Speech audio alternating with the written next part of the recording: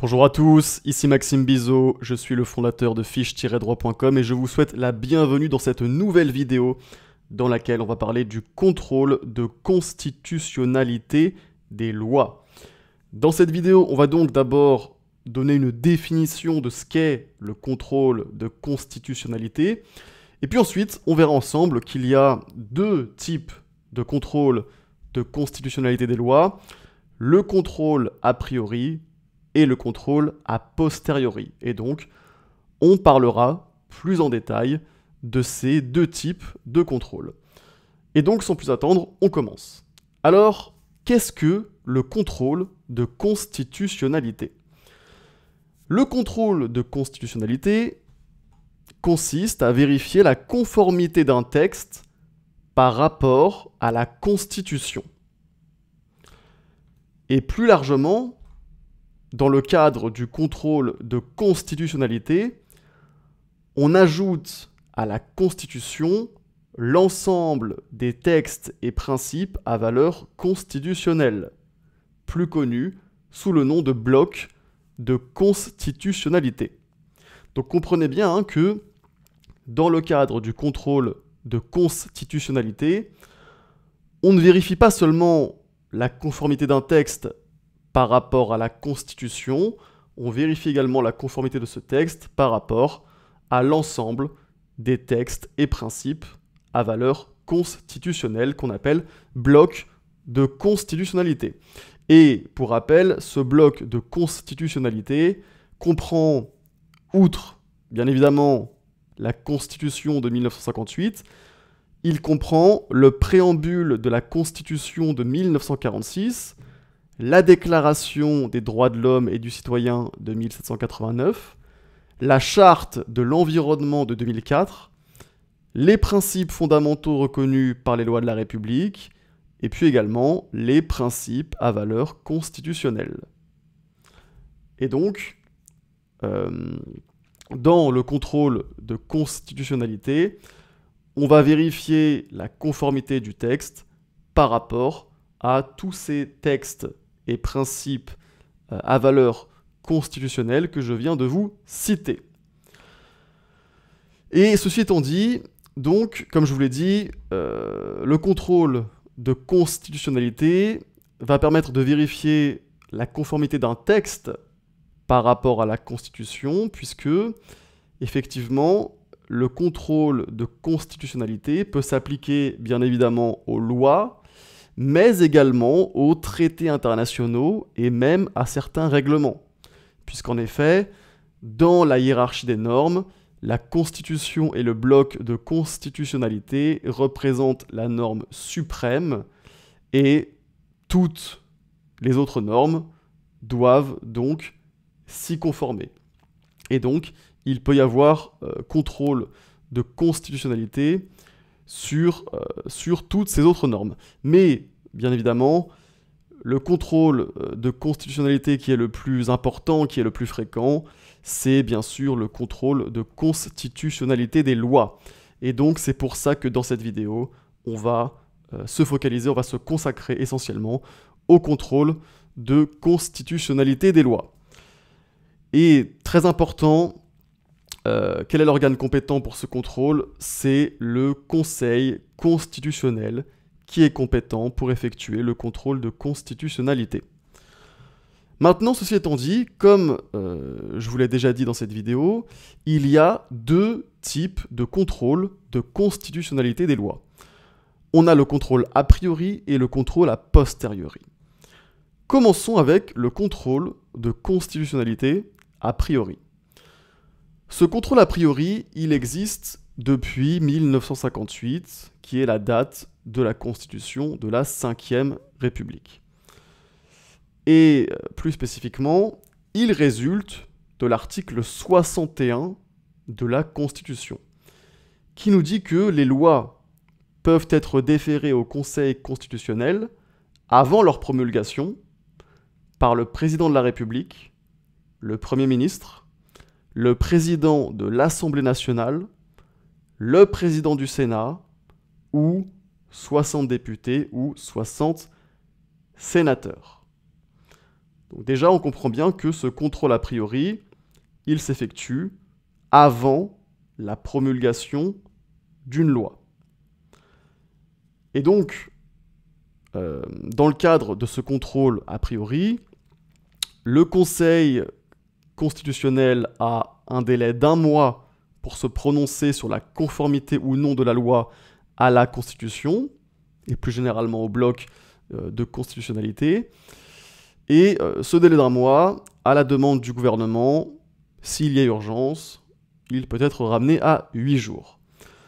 Mais donc, quelle est la conséquence de ce contrôle? Eh bien, très simplement, si le Conseil constitutionnel considère que la loi n'est pas conforme au bloc de constitutionnalité, alors la loi ne sera pas promulguée, tout simplement.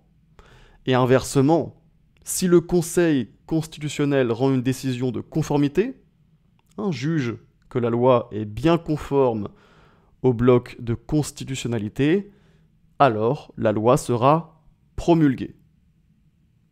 Donc ça, c'est le contrôle a priori. En revanche, ce qu'il faut bien comprendre, c'est que ce contrôle a priori, il est apparu insuffisant, puisqu'en effet, il ne peut intervenir qu'avant la promulgation des lois.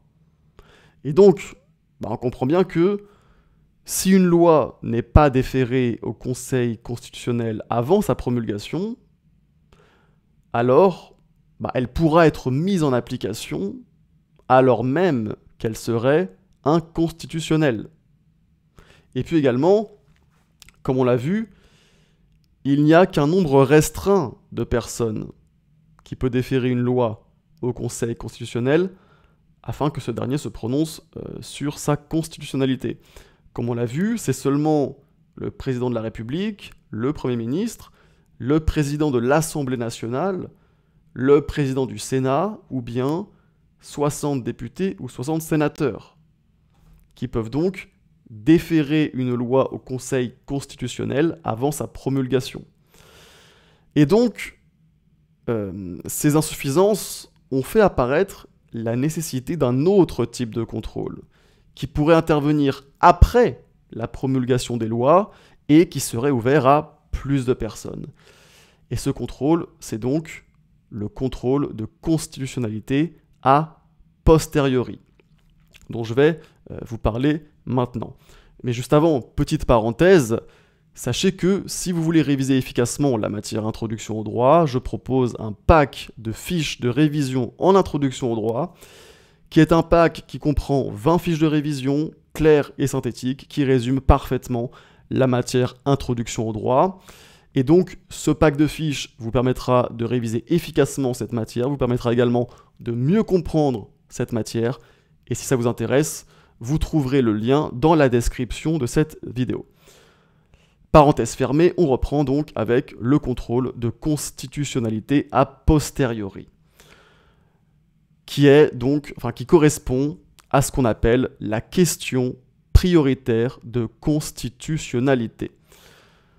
Ce contrôle, a posteriori, il a été créé par la réforme constitutionnelle du 23 juillet 2008.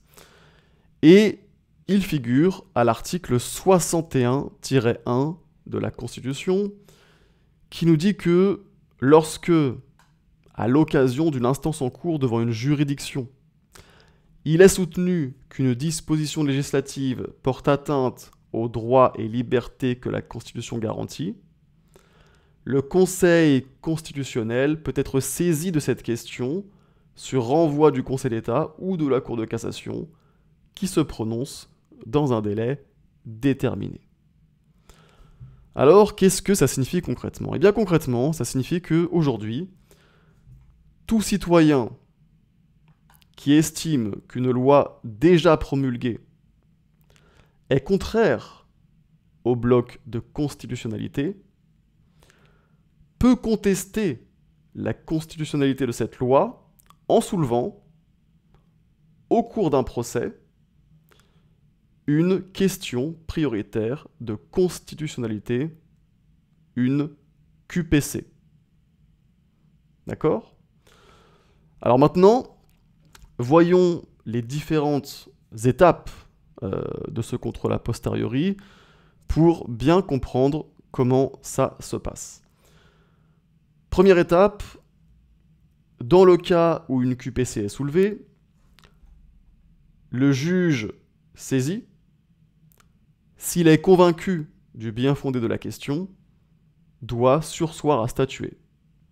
Donc ça signifie que, donc dans le cadre du procès, si une QPC est soulevée, eh bien, le juge, s'il est convaincu du bien fondé de la question, va surseoir à statuer, va donc suspendre l'instance, suspendre le procès. Ça, c'est la première étape. Ensuite, la QPC, elle est transmise à la Cour de cassation, si jamais elle a été posée devant une juridiction de l'ordre judiciaire, ou au Conseil d'État, si jamais elle a été posée devant une juridiction de l'ordre administratif, puisqu'effectivement, vous savez que les différentes juridictions en France se distinguent entre les juridictions judiciaires et les juridictions administratives. Et donc, si la QPC est posée devant une juridiction judiciaire, elle est transmise à la Cour de cassation. Si la QPC est posée devant une juridiction administrative, elle est transmise au Conseil d'État. Ensuite, étape suivante, la Cour de cassation ou, selon les cas, le Conseil d'État, vérifie que les conditions de renvoi sont satisfaites avant de transmettre la QPC au Conseil constitutionnel. D'accord ? Donc la Cour de cassation ou le Conseil d'État va vérifier que certaines conditions sont remplies. Et ces conditions, ce sont les suivantes.